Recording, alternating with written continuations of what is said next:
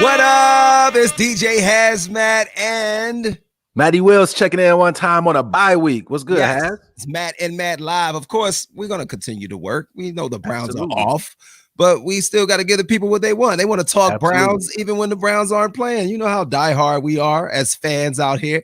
So, Matt, we have a treat for them since it's an off week.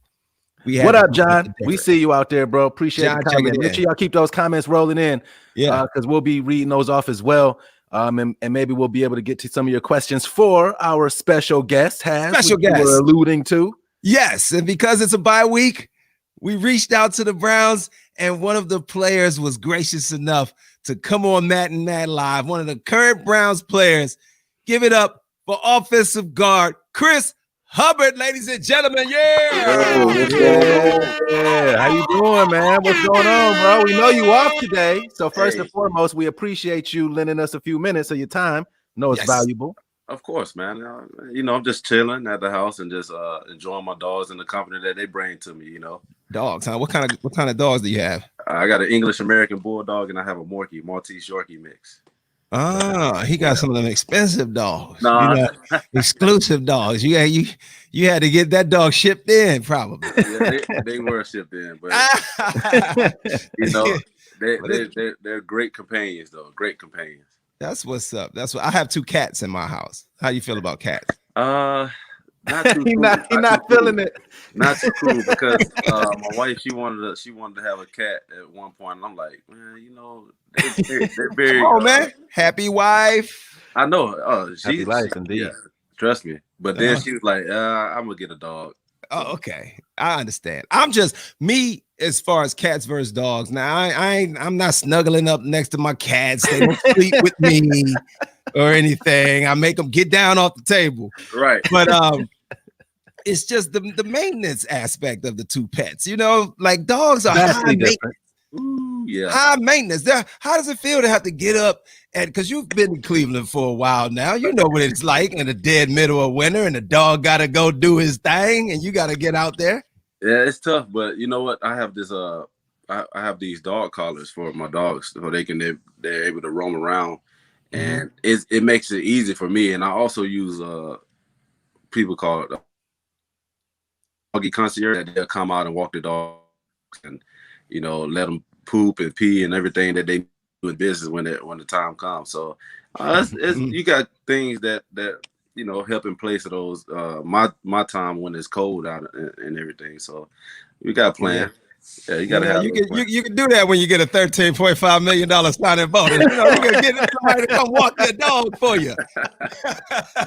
Well, we don't have no pets over here in the Wills household. Just kids. Let's talk about these Browns a little bit, though, man. So 5-3. I would say that as a fan, just from a fan's perspective, going into the season, I'm happy with the record that the Browns are at right now. And Browns fans. We might seem a little rigid because it's been a while since we had some really, really good football to watch. So 5-3, that's exciting for me. What is some of the challenges, though, are you guys going to be able or have to overcome for the second half of the season? Guys are a little dinged up. Obviously, a couple of big playmakers on offense. What are you guys, talking about within the locker room to overcome some of these challenges?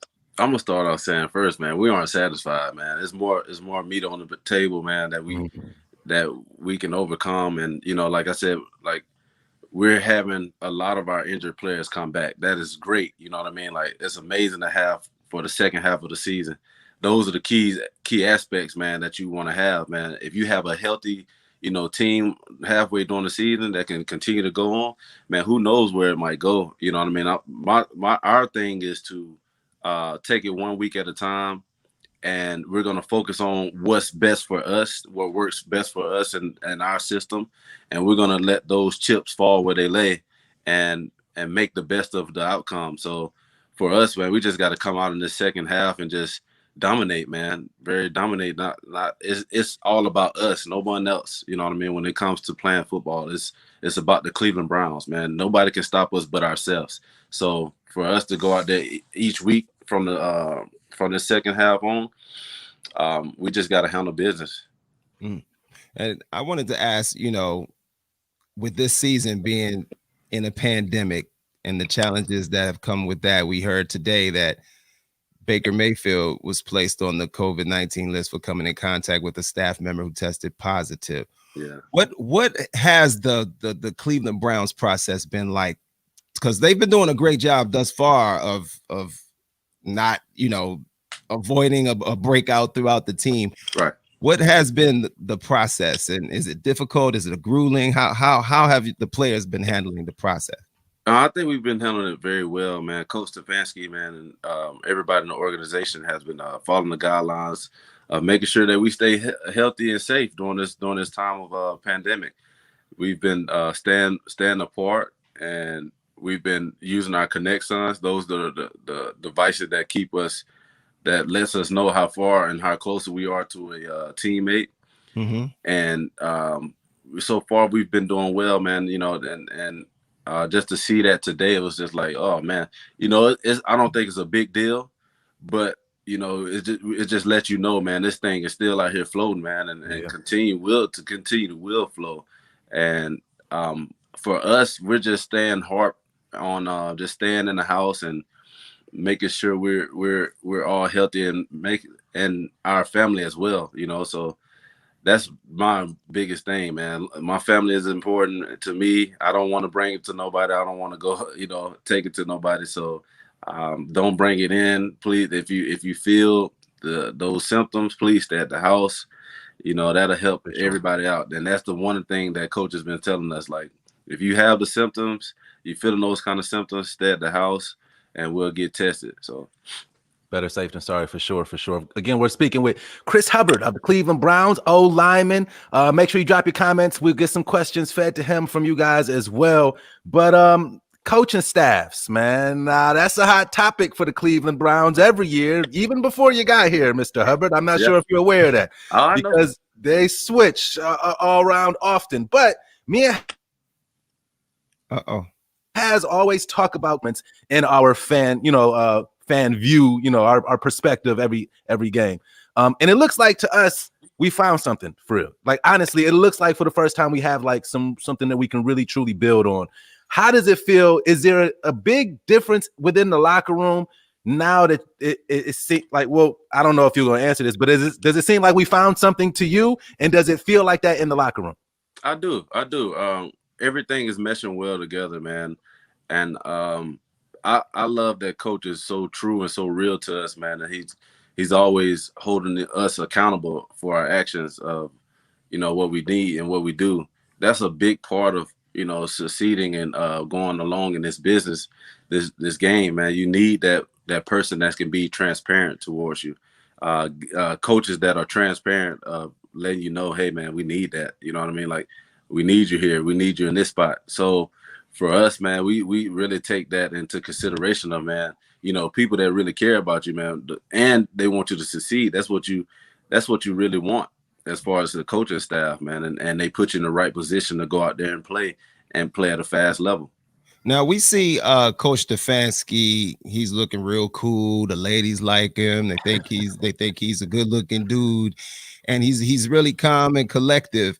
And you say that he holds you accountable. What is it like to be held accountable by Kevin Stefanski? Does he get uncool at times? Does he get a look? Does his demeanor ever change? It's a look, and it's a conversation that he'll bring to the table. He will address to the whole team, and that's something that you need. Like I said before, especially if you digging in like big in the playoffs, man, you need somebody like that to really lay it out there among your teammates, because then your teammates are going to hold yourself accountable, each other accountable too. So it's just one trickle down effect after another, man. Once you continue to learn those things, everybody buy in. For sure. I wanted to ask you this too, Chris. Obviously you played with the Pittsburgh Steelers. Now you play with the Cleveland Browns. You spent your career in the AFC North, okay? Yeah.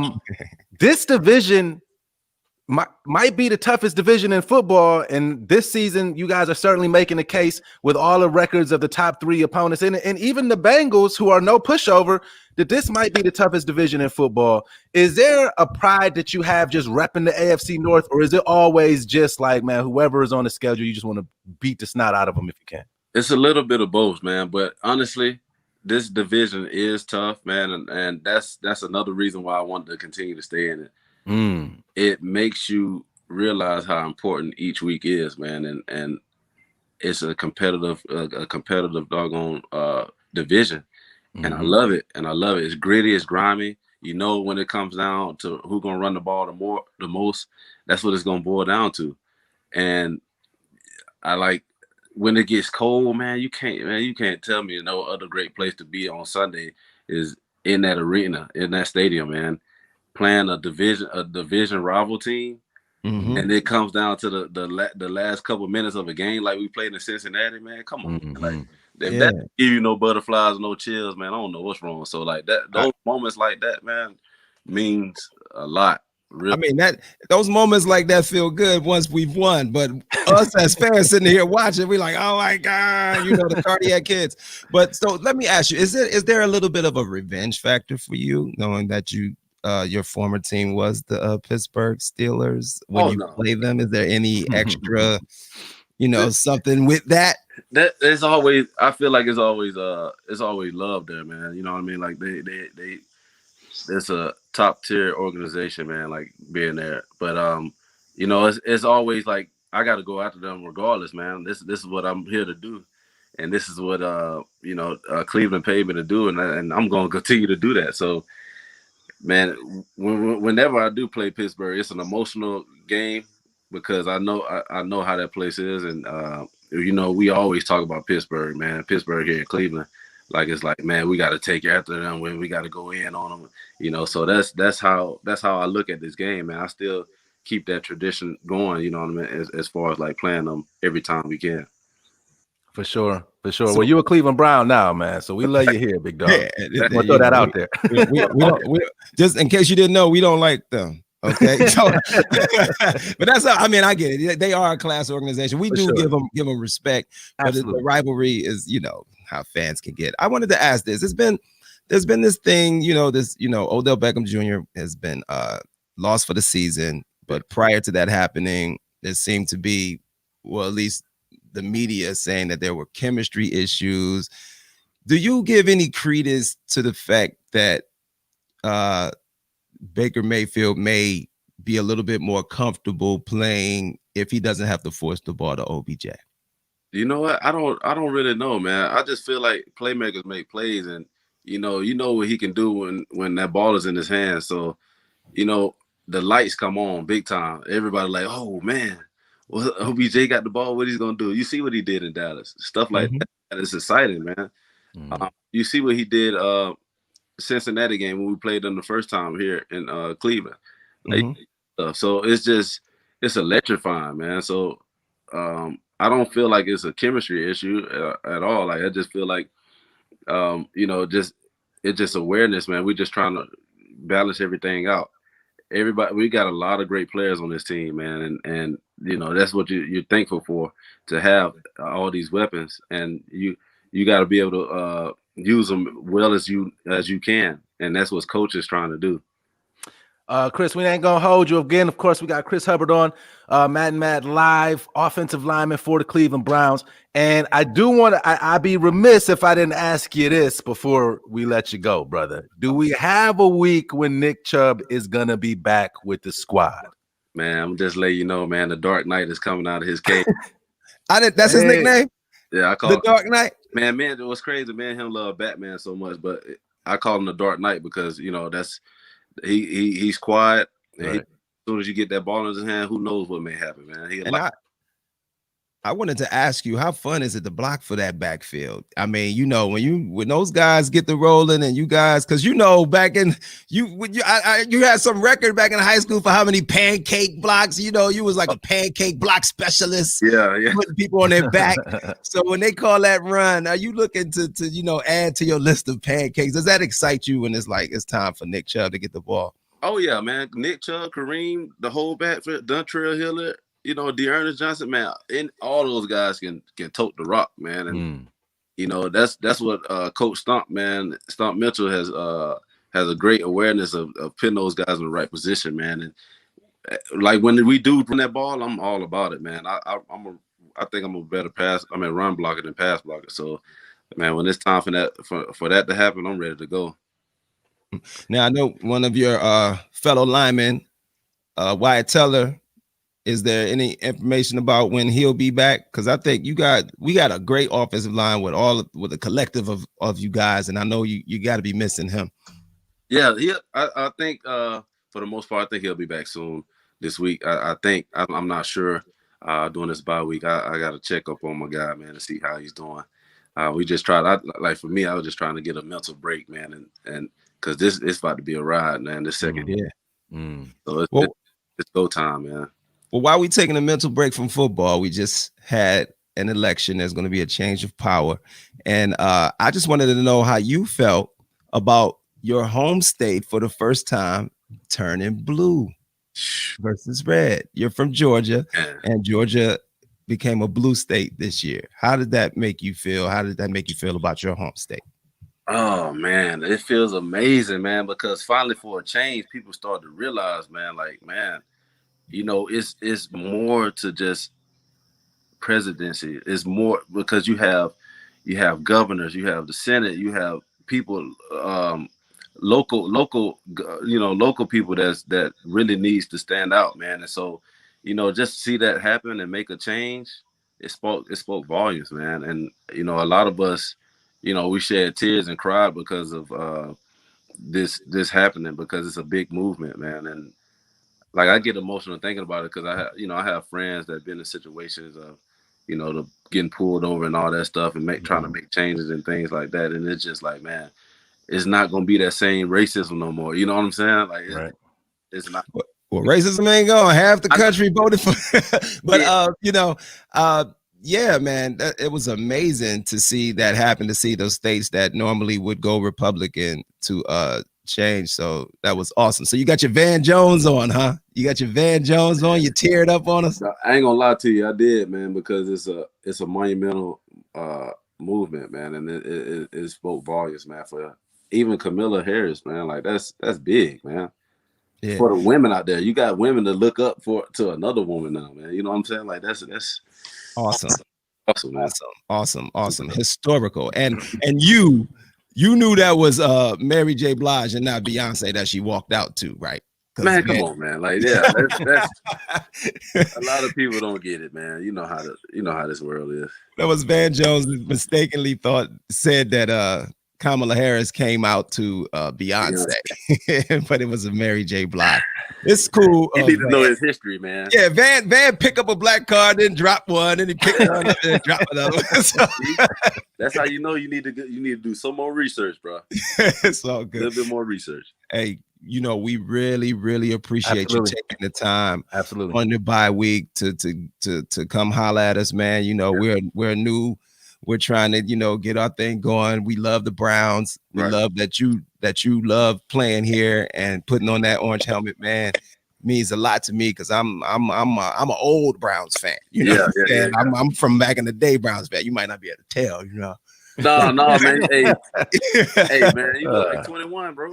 Oh, really? All right. Yeah, there you go. All I'm 50, man. Hey, Chris, I hope that's the first lie you told today, brother, because that boy did not look 21. That's my guy, though. Tell, bro, it's 50, man. I'm 50. Man. Yeah, man. Thank you. I appreciate it. Don't worry about that hater over there on the other screen, man. Don't worry about it. I'm just wishing more light to both of y'all, man. And y'all continue to do y'all thing, man. We had a question from John. He want to know, is there hope for the future? I always think there's hope for the future for the Browns, but I wanted to make sure he got his comment in. He did ask. Yeah. So, Chris, what do you say to John? Oh yeah, there's hope. There's definitely hope, man. Here, man, and we just got to keep going, man, and winning games. That's most important right now. I don't care if anything happened, but we just want to win games. Well, get ready to take care of them Houston Texans, man, and we're going to be right there rooting for you, and we'll be talking about it halftime and post games. That's what I'm talking about, man. I appreciate y'all for having me, man. Y'all take it easy. Y'all be blessed, man. All right, bro. Enjoy your bye week. Definitely will. Thank you, guys. All right.